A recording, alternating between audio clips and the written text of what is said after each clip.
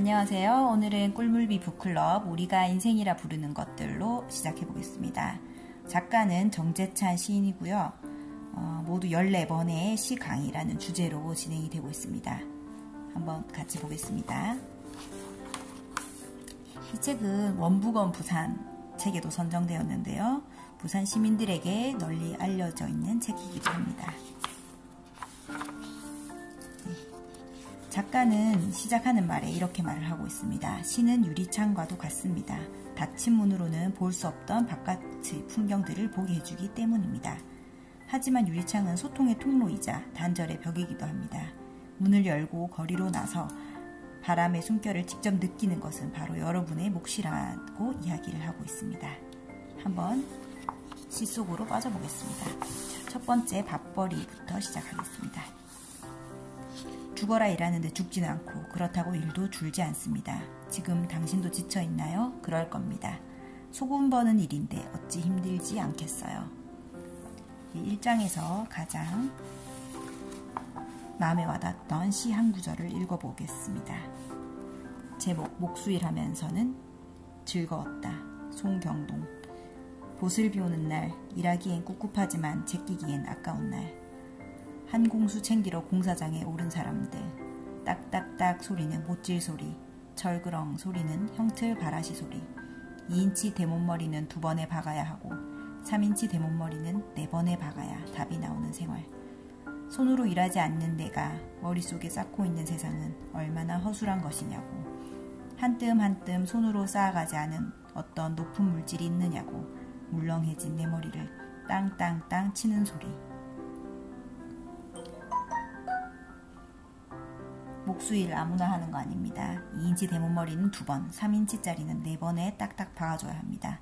이런 육체노동은 정직합니다. 노동의 결과가 곧장 물질의 변화로 나타나 내 눈앞에 떡하니 보이기 때문입니다. 손으로 일하지 않는 정신노동을 폄하하는 것이 아닙니다. 다만 한 뜸 한 뜸 쌓아 올리는 목수에 비해서는 허술한 것 아니냐고 목수의 망치 소리가 경종처럼 들린다고 시인은 말할 따름입니다. 정직한 노동의 본질은 창조의 기쁨과 상통합니다. 사랑하는 자녀를 위해 직접 책상을 만드는 부모의 노동을 생각해보세요. 절대 대충 할 리가 없습니다. 힘들어도 즐겁고 신나게 일할 것입니다. 이렇게 인류에게 노동은 그저 삶의 물질적 기반을 충족시키기 위한 쉽게 말해 생계 유지 수단으로만 자리잡게 된 것이죠. 현재는 장인 노동은 사라지고 인간 노동의 가치는 하락되고 말았습니다. 다음으로는 주제 I 편의 유랑이라는 시를 읽어보도록 하겠습니다. 100일도 안 된 어린 것을 밥알처럼 떼어 처가로 보냈다. 아내는 금천구 은행나무 골목에서 밥벌이한다.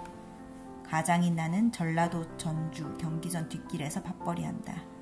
한 주일 두 주일 만에 만나 뜨겁고 진 밥알처럼 엉겨 붙어 잔다. 우선 제목에 주목해주세요. 유랑이라니. 예전에 유랑극단이란 말이 있었죠. 일정한 거처 없이 여기저기 떠돌아다니며 연극을 하던 단체 말입니다. 그런데 넉 줄밖에 안 되는 이 짧은 시에 계속해서 등장하는 단어가 뭔지 보이십니까? 바로 밥입니다. 밥 먹고 살기 위해, 밥벌이 하기 위해 유랑을 한다는 것입니다. 거린도 아닐진데 그건 너무 처량한 신세입니다. 아이에게 밥을 먹이기 위해 밥벌이를 하느라 아이를 밥알처럼 떼어놔야 하는 처지입니다. 그런데 마지막 등장하는 밥이 역전의 안타를 칩니다. 그래도 온 가족이 한 주나 두 주 만에 만나면 아주 뜨겁고 진득한 밥알처럼 엉겨붙어 잔다는 것입니다.